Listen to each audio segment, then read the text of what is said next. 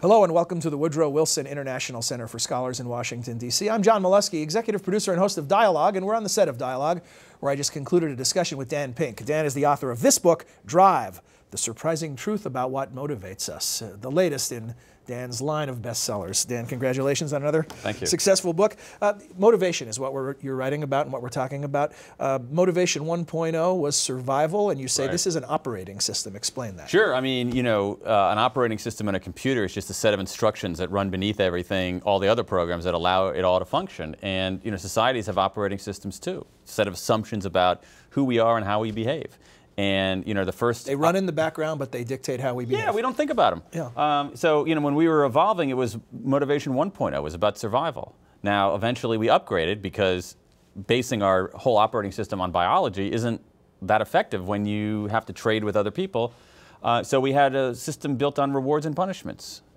Worked like a dream for several hundred years. I mean, it's a great human achievement. The problem is that today, that kind of carrot and stick, reward and punishment, if-then system doesn't work very well for what people are doing today at work. And it doesn't explain it. It doesn't explain things like open source, people working for free and giving away their product.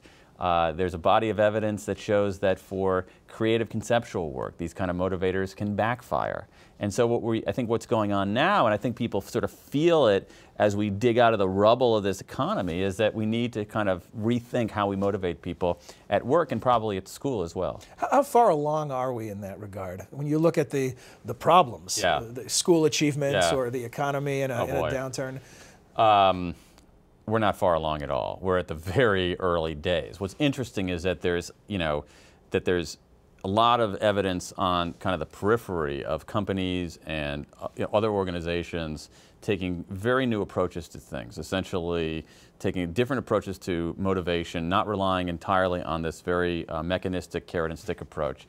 And I think what happens a lot of times with any kind of change, you see with technology, is that we overestimate what's going to happen in, say, 2 years and underestimate what's going to happen in 10 years. So I think that, you know, 2 years from now, I don't think there'll be that big of a change. 10 years from now, we actually might be some significant change. Are you, you've been on the road talking to people about the book. What kind of reception you're getting? Because so much of what you report and what you've studied is counterintuitive. It goes against the entire way we've been raised and trained as students, as workers. Well, we've sort of adopted, I mean, it's counterintuitive, but it's also intuitive, and that it's counterintuitive in the sense that we've sort of been conditioned into believing that this is how here's how you get people to do good work. You reward what you want and punish what you don't.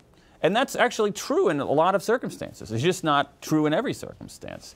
I think deep down, though, people, whatever the opposite of counterintuitive, I guess intuitive would be the counter. Yeah. I think deep down people realize that they're not, you know, we don't think of ourselves as, you know, robots, that we do things we do things for reasons that seem to be inscrutable. We do things because we like them. We do things because they're interesting. We do things because they're meaningful, because they're the right thing to do, because they contribute to the world. And all of us have that part of our behavior too.